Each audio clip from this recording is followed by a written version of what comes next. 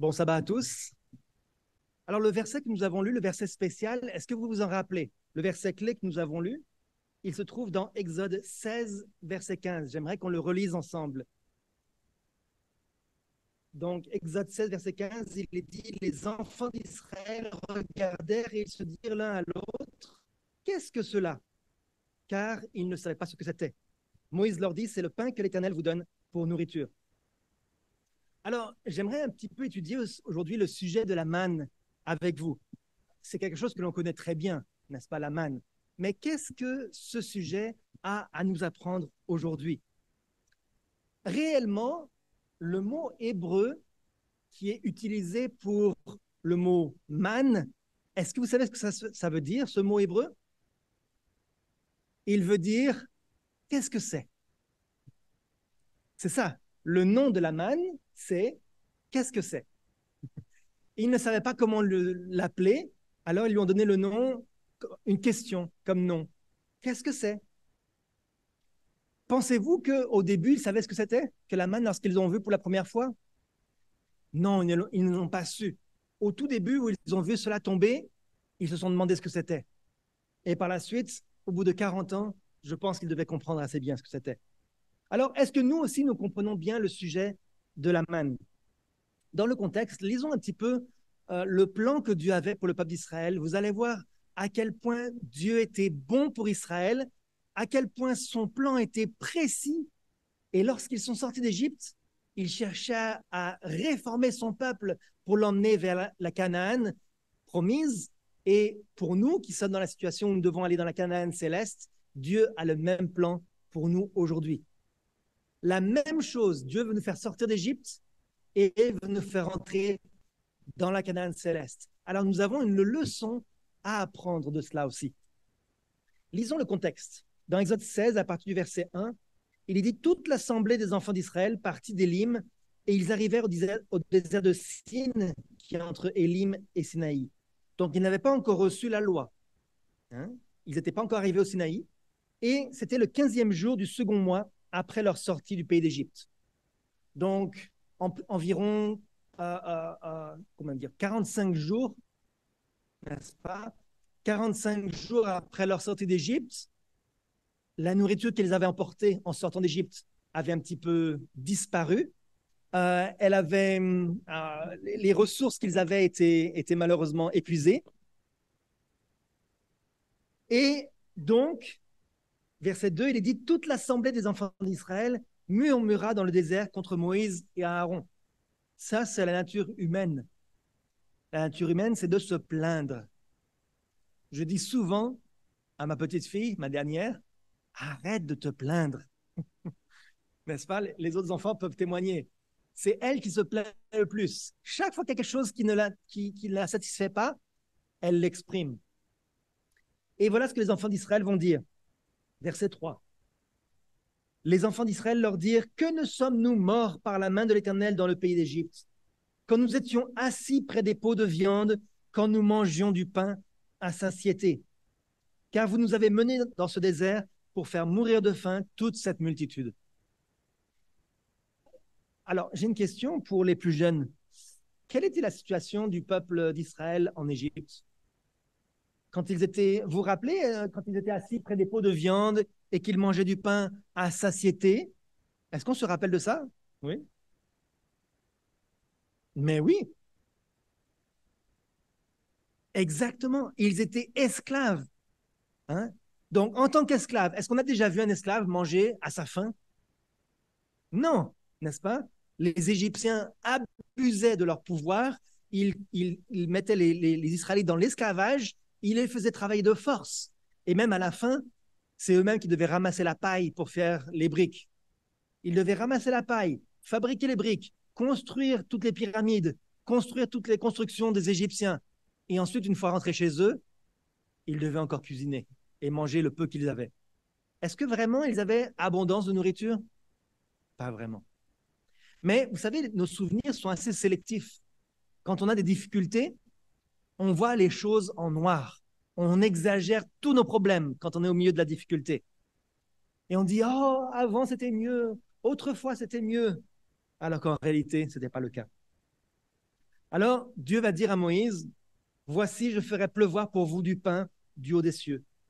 Le peuple sortira et en ramassera jour par jour la quantité nécessaire afin que je le mette à l'épreuve et que je vois s'il marchera ou non selon ma loi. Question. Est-ce que le peuple connaissait la loi de Dieu à ce moment-là? Pas encore. Okay? Il ne connaissait pas encore la loi de Dieu à ce moment-là. Rappelez-vous, c'était 45 jours après la sortie d'Égypte. Ils n'avaient pas encore reçu les 10 commandements. Ils n'avaient pas encore vu Dieu. Ils avaient simplement vu quelques miracles, des plaies et la mer Rouge qui s'était ouverte. Mais ils n'avaient pas encore constaté, ils n'avaient pas encore vu qui était Dieu et ils n'avaient pas réellement compris la loi de Dieu. Donc Dieu va quand même les mettre à l'épreuve, mais il va leur donner une épreuve relativement simple. Vous allez voir. Donc, au verset 9, il est dit, Moïse dit à Aaron, dit à toute l'assemblée des enfants d'Israël, approchez-vous devant l'Éternel, car il a entendu vos murmures. Les murmures, c'est une bonne chose ou une mauvaise chose? Mauvaise chose. Et tandis qu'Aaron parlait à toute l'assemblée des enfants d'Israël, il se tournait du côté du désert, et voici la gloire de l'Éternel parut dans la nuée. Là, pour la toute première fois, le peuple d'Israël se met à voir la présence de Dieu lui-même dans la nuée qui accompagnait de jour et de nuit le peuple. Et il constate la présence de Dieu.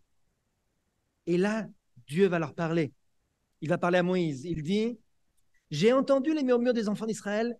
Dis-leur, entre les deux soirs, vous mangerez de la viande, et au matin, vous vous rassasierez de pain, et vous saurez que je suis l'Éternel, votre Dieu.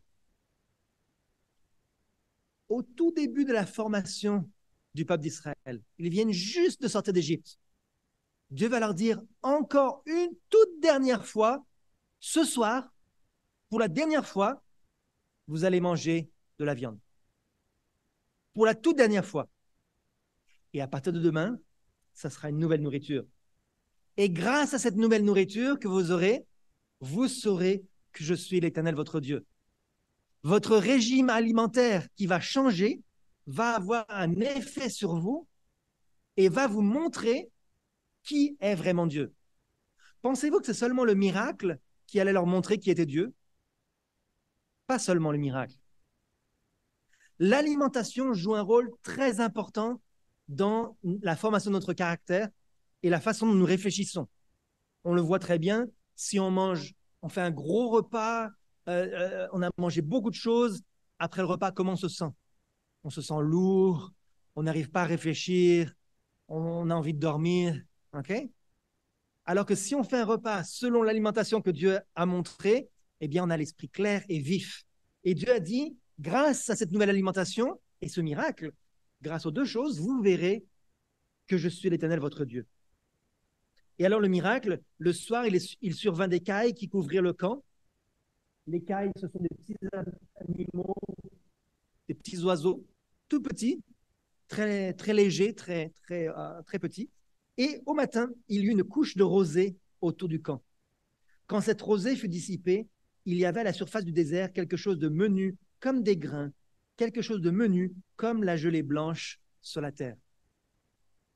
Ce matin, je ne sais pas si vous vous êtes levé tôt, mais si oui, vous avez peut-être remarqué sur les voitures et sur le gazon de la gelée. Okay? Ce n'est pas tous les jours. Il faut des conditions bien précises pour qu'il gèle le matin. Ce matin même, il y avait une gelée blanche sur la terre. Et le peuple d'Israël, quand il s'est levé le matin, il a vu la gelée, et quand la gelée a disparu, il a vu quelque chose de blanc sur la terre. Quelque chose qu'ils ne connaissaient pas. Ils ont dit, mais qu'est-ce que c'est que ça? Dans Nombre 11, verset 7, il est dit que la manne ressemblait à de la graine de coriandre et avait l'apparence du bdellium. Et le peuple se dispersait pour la ramasser. Il la broyait avec des meules ou la pilait dans un mortier. Il la cuisait au pot et en faisait des gâteaux. Et elle avait le goût d'un gâteau à l'huile. Alors donc, la graine de coriandre et le bdellium, qu'est-ce que c'est? Vous connaissez peut-être la graine de coriandre. Peut-être que vous l'utilisez dans la cuisine. Okay? La graine de coriandre ressemble à ça. C'était l'illustration du début, de l'introduction. Souvent, on utilise la coriandre comme fraîche, comme du persil, mais on peut aussi utiliser les graines pour donner un assaisonnement. Et c'est très bon comme goût. Et le bdélium, on l'appelle aussi fausse myrrhe. Fausse myrrhe parce que c'est aussi une sécrétion comme une sorte de gomme qui sort d'un arbre, d'un résineux. Et c'est une résine un peu transparente, mais qui n'est pas aussi recherchée que la myrrhe, parce qu'elle n'a pas une aussi bonne odeur que la myrrhe. Okay? Quand on la brûle, elle sent bon, mais pas aussi bon que la myrrhe. Et donc, le bdélium est relativement chatoyant, un peu transparent, un peu ambré, et ça pousse en Inde, en Afrique subsaharienne et dans le Moyen-Orient. Et le bdélium de meilleure qualité pousse en réalité en Irak et en Iran, sur les arbres qui sont là-bas. Donc le peuple d'Israël connaissait ça très bien. Et donc ce bdélium, cette manne ressemblait à de la graine de coriandre, donc la forme probablement était ronde, et c'était blanc, et pourtant ça ressemblait aussi au bdélium. Donc peut-être un peu collant, peut-être un peu transparent, on ne sait pas exactement. Comment est-ce que était comment est-ce qu'on pouvait la manger, cette manne? On pouvait la manger broyée dans des meules, pilée dans un mortier, cuire au pot, en faire de la farine et en faire des gâteaux. Hein. Et ici, il est dit qu'elle avait le goût d'un gâteau à l'huile, dans Nombre 11. Et dans Exode 16, il est dit qu'elle avait le goût d'un gâteau au miel. Hein. Donc, par exemple, si on fait un gâteau sucré, on met du sucre, de l'huile, ça fait un gâteau qui est savoureux. N'est-ce pas? C'est nécessaire pour avoir une bonne nourriture. Les enfants, est-ce que vous aimez les gâteaux? Oui, hein? Oui. Tout le monde aime les gâteaux? Levez la main si vous n'aimez pas les gâteaux. Ah, je vois aucune main. Ça veut dire que tout le monde aime les gâteaux. Donc, la manne était très bonne. Le plan de Dieu était très bon. Dans la Bible, nous savons que la manne représente le pain du ciel. Qu'est-ce qui représente aussi le pain du ciel? Qu'est-ce qui est aussi le pain du ciel dans la Bible? Dans Jean 6, verset 32, Jésus va citer l'expérience de Moïse. Il va citer l'expérience de la manne pour se comparer à lui-même. Il dit, je vous le dis en vérité, Moïse ne vous a pas donné le pain du ciel, mais mon Père vous donne le vrai pain du ciel. Est-ce que c'est Moïse qui avait fait tomber la manne? Non, c'était Dieu. Et là, il dit, mon Père, donc Dieu, vous donne le vrai pain du ciel. Parce que quel était le problème avec la manne? Chaque jour, on devait se baisser, ramasser la manne, à part le sabbat, bien sûr, mais sinon, chaque jour, on devait se baisser, ramasser la manne. Et est-ce qu'on pouvait se nourrir et ne plus avoir faim avec la manne? Non, il fallait en manger régulièrement. On devait en manger tous les jours. Et Jésus dit, mon Père vous donne le vrai pain du ciel. Regardez comment il est. Verset 33, car le pain de Dieu, c'est celui qui descend du ciel et qui donne la vie au monde. Ils lui dirent, Seigneur, donne-nous toujours ce pain. Jésus leur dit, je suis le pain de vie. Celui qui vient à moi n'aura jamais faim, et celui qui croit en moi n'aura jamais soif.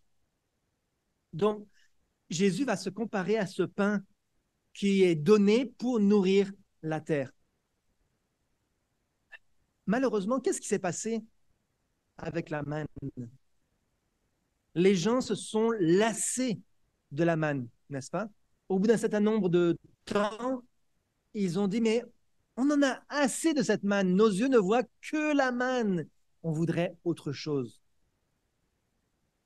Et puis, lorsque les gens demandaient de la manne, le pain du ciel à Jésus, ils ne comprenaient pas que Jésus puisse être la manne.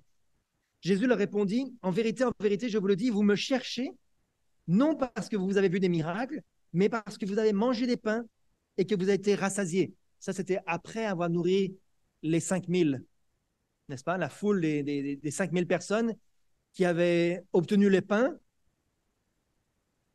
Les gens voulaient voir Jésus. Ils disaient, donne-nous plus de pain. Si Jésus est avec nous, ça ferait un bon roi, ça. On n'aurait plus jamais faim, on n'aurait plus jamais soif, on serait rassasié. C'est super. Jésus dit, vous me cherchez parce que vous avez mangé des pains et que vous avez été rassasiés. Verset 27, travaillez non pas pour la nourriture qui périt, mais pour celle qui subsiste pour la vie éternelle, et que le Fils de l'homme vous donnera, car c'est lui que le Père, que Dieu a marqué de son sceau. C'est Jésus celui que nous devons rechercher, c'est pour Jésus que nous devons travailler, pour obtenir Jésus. Je pense que la plupart d'entre vous, vous avez un emploi. Lorsqu'on a un emploi, pourquoi est-ce qu'on travaille? Pourquoi? Pour pouvoir manger, n'est-ce pas? On doit manger, on doit payer les factures, on doit payer la maison, on doit payer nos affaires. On travaille. Je pense que si je demandais à chacun d'entre vous, est-ce que vous préféreriez rester à la maison toute la journée pour faire d'autres choses qui vous passionnent et toujours recevoir un salaire? Je pense que vous aimeriez ça, n'est-ce pas? Jésus nous dit, travaillez non pas seulement pour la nourriture qui vous nourrit, mais pour celle qui subsiste pour la vie éternelle. Combien de temps est-ce qu'on passe au travail? Environ 7 à 8 heures par jour, n'est-ce pas? Combien de temps on passe pour rechercher notre nourriture spirituelle?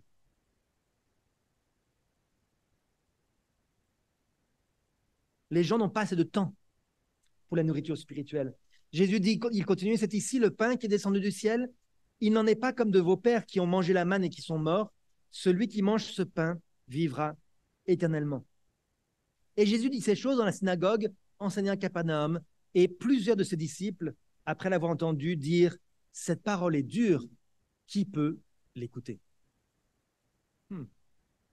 Jésus dit, je suis la solution.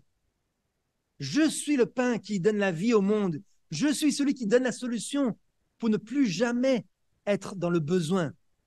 Et les gens disent, c'est pas facile. On va devoir manger que Jésus, que de la manne. On va devoir lui obéir tout le temps, toute notre vie.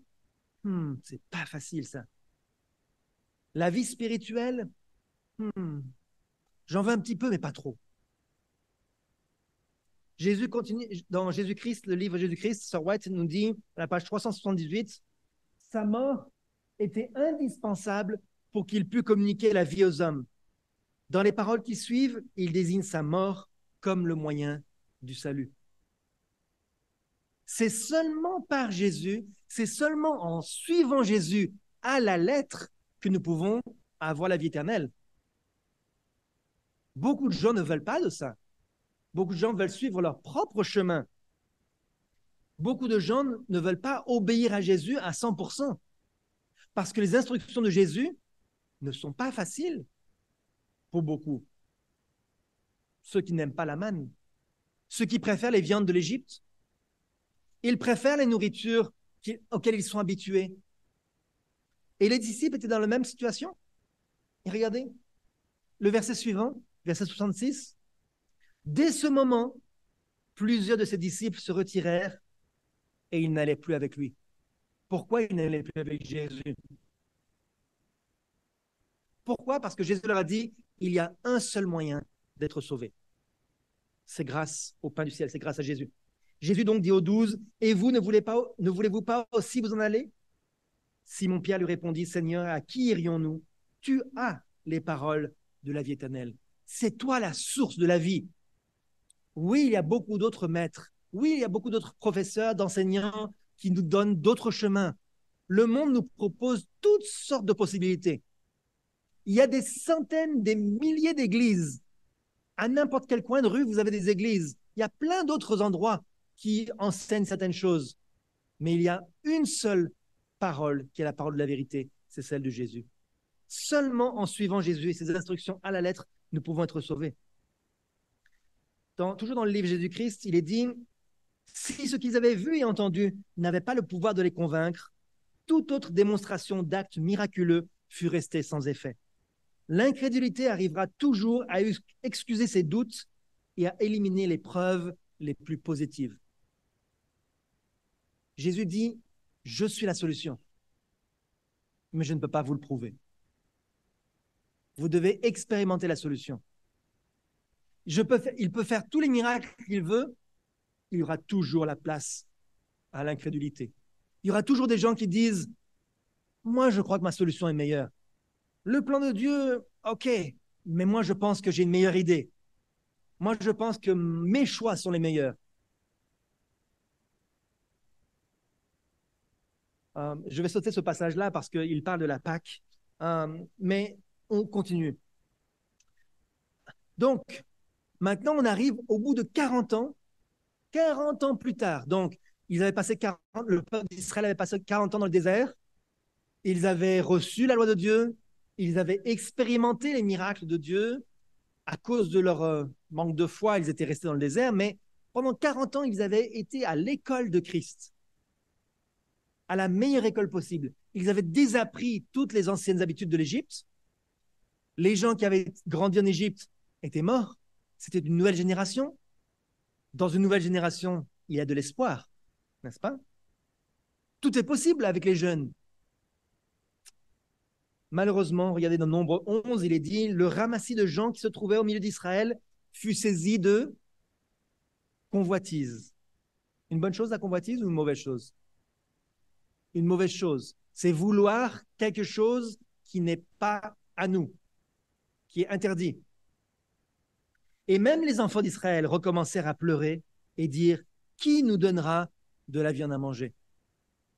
Nous nous souvenons des poissons que nous mangions en Égypte et qui ne nous coûtaient rien, des concombres, des melons, des poireaux, des oignons et des os, donc de l'ail.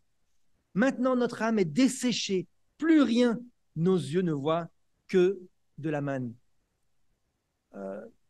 Quelle nourriture est-ce que les anges mangent dans le ciel? Quand il est dit le pain du ciel, le pain de Dieu, le pain des grands, c'est la manne. Les anges doivent manger de la manne depuis des centaines d'années, des milliers d'années. Depuis leur création, ils mangent de la manne. Est-ce que leurs yeux sont desséchés? Donc, après 40 ans dans le désert, le peuple d'Israël se dit « J'en ai assez ». Et qu'est-ce qu'ils veulent?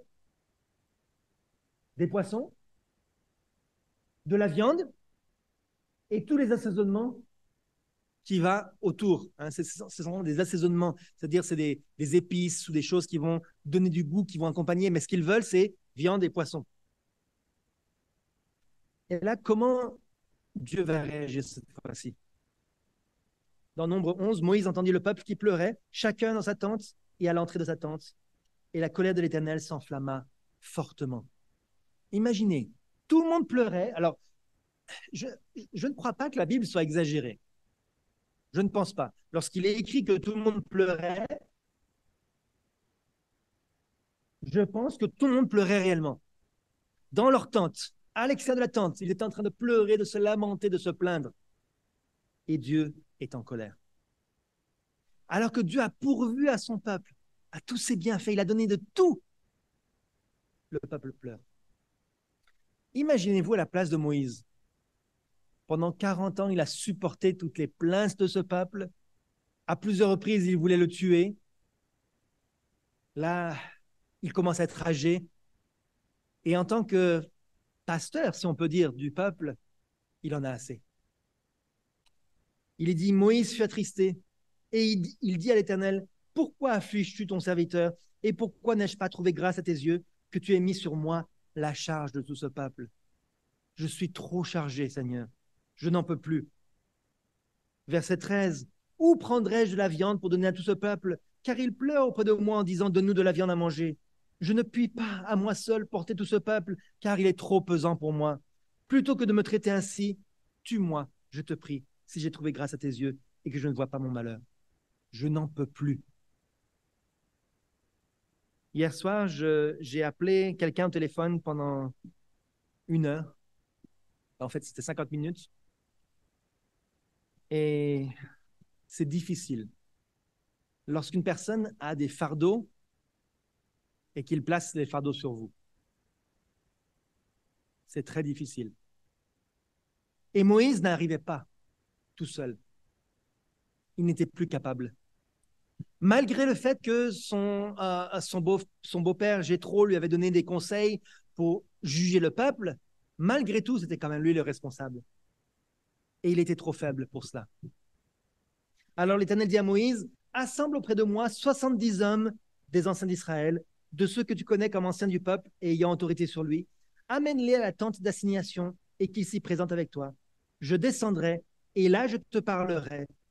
Je prendrai de l'esprit qui est sur toi et je le mettrai sur eux, afin qu'ils portent avec toi la charge du peuple et que tu ne la portes pas à toi seul. Ça, c'est miséricorde de Dieu, n'est-ce pas? 70 personnes. Moïse n'avait pas appris à déléguer. C'est Dieu qui lui a montré comment déléguer. Il a pris un peu de son esprit pour le mettre sur d'autres personnes, pour que d'autres personnes puissent dire, on va aider Moïse. On ne va pas le laisser tout seul à souffrir et à avoir des difficultés avec ce peuple qui est si rebelle et qui se plaint tout le temps. Et tu diras au peuple, sanctifiez-vous pour demain et vous mangerez de la viande. Imaginez la joie du peuple, le sourire sur les lèvres de tout le monde.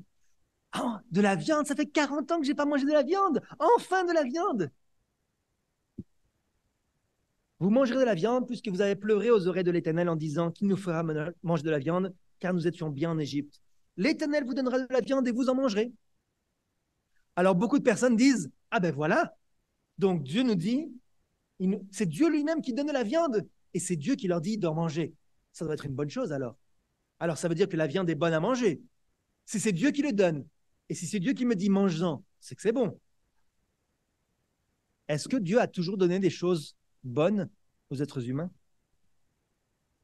Regardez dans Ézéchiel 20, versets 24 et 25. Il est dit, parce qu'ils ne mirent pas en pratique mes ordonnances, parce qu'ils rejetèrent mes préceptes, profanèrent mes sabbats et tournèrent leurs yeux vers les idoles de leur père, je leur donnais aussi des préceptes qui n'étaient pas bons et des ordonnances par lesquelles ils ne pouvaient vivre. Donc Dieu a donné des choses qui étaient mauvaises. Pour quelle raison? Parce qu'ils rejetaient les préceptes de Dieu. Lorsque Dieu nous donne des instructions et qu'on les rejette, alors Dieu nous donne des choses qui sont mauvaises pour nous. Et donc le peuple d'Israël demande de la viande. Lorsqu'il demande de la viande, est-ce qu'il rejette l'Éternel? Est-ce qu'il rejette l'Éternel lorsqu'il demande de la viande? Regardez le verset 19 ici, dans Nombre 11. Vous en mangerez non pas un jour, ni 2 jours, ni 5 jours, ni 10 jours, ni 20 jours, mais un mois entier, jusqu'à ce qu'elle vous sorte par les narines et que vous en ayez du dégoût parce que vous avez rejeté l'Éternel. Lorsqu'on rejette, frères et sœurs, le plan que Dieu a pour nous, on rejette en réalité l'auteur du plan.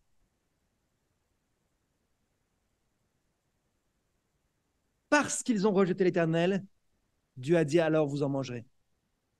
Et vous en mangerez jusqu'à être dégoûtés. Et est-ce que vraiment ça s'est passé comme ça?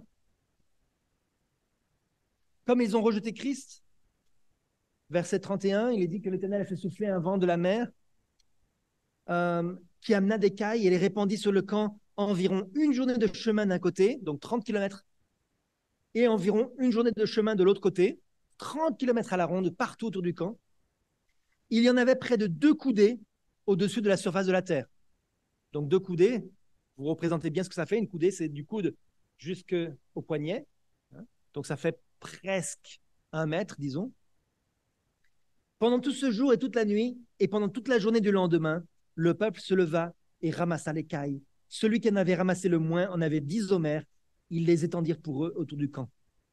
Donc pendant toute la journée, toute la nuit sans dormir, et tout le reste de la journée, ils amassaient le plus possible de viande. Si ça, ce n'est pas de la convoitise, je ne sais pas ce que c'est.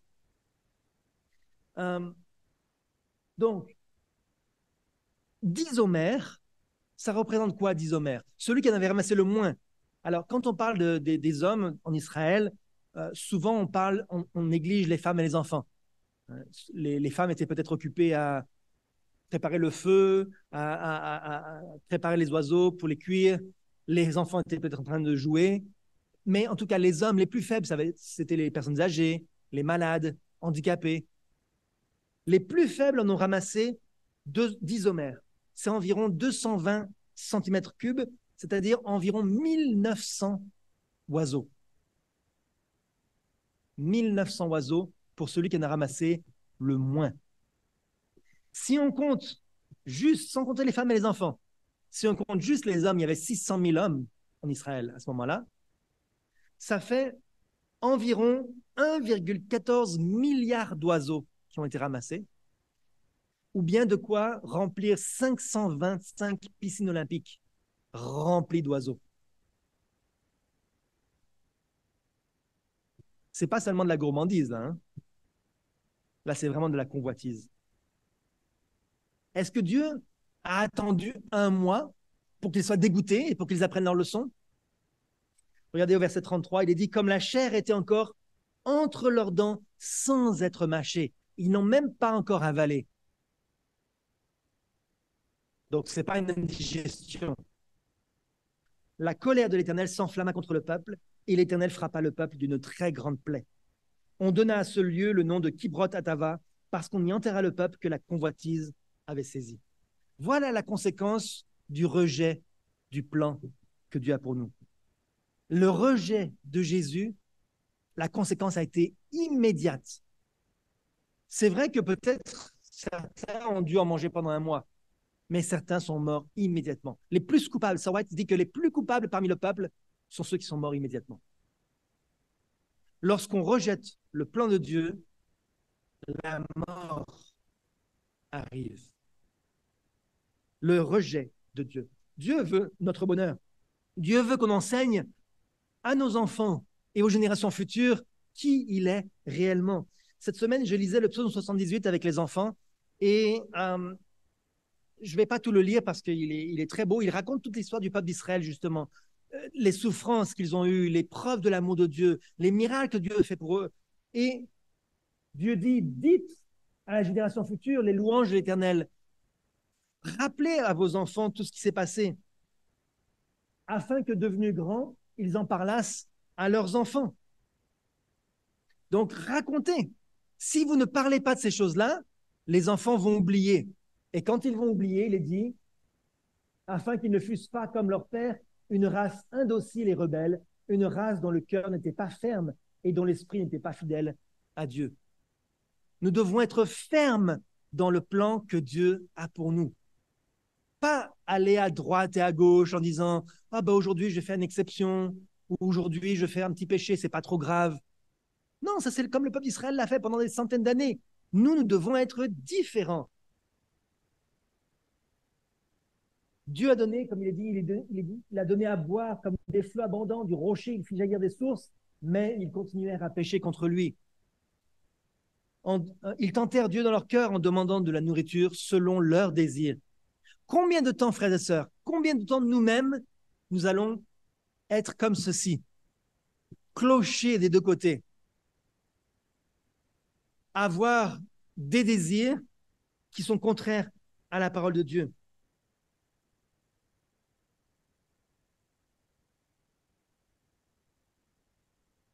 Dans Psaume 78, toujours vers la fin, il est dit « Ils mangèrent tous le pain des grands. » Et plus tard, il est dit « Dieu leur donna ce qu'ils avaient désiré. » Ils ont eu le pain, mais ils ont rejeté le pain. Et Dieu leur a donné de la viande parce qu'ils l'avaient désiré.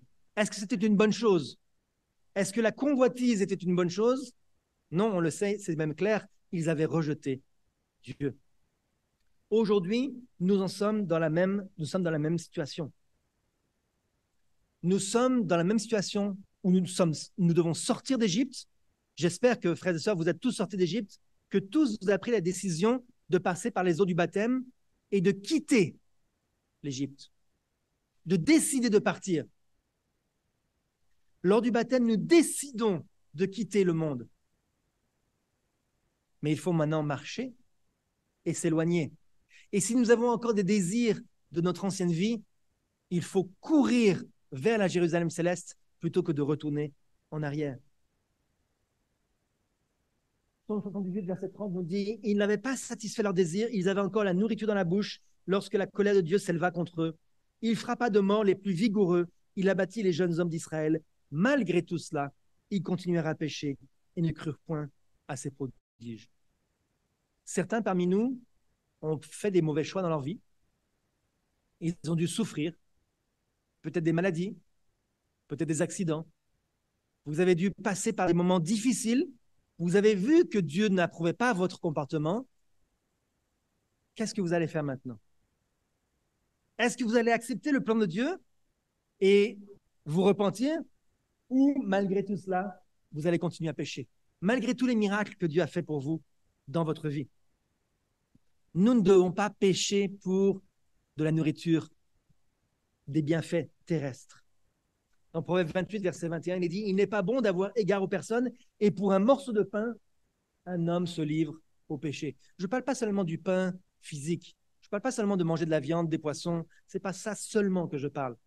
Je parle de toutes sortes d'autres péchés, toutes sortes de tentations dans lesquelles on va se laisser aller pour un plaisir temporaire. On se livre au péché pour un petit bonheur passager.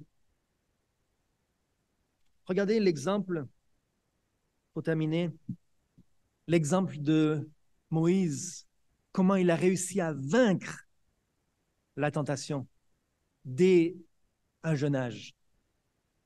Dans Hébreux 11, il est dit, c'est par la foi que Moïse, devenu grand, refusa d'être appelé fils de la fille de Pharaon, aimant mieux être maltraité avec le peuple de Dieu que d'avoir pour un temps la jouissance du péché, regardant l'opprobre de Christ comme une richesse plus grande que les trésors de l'Égypte, car il avait les yeux fixés sur la rémunération.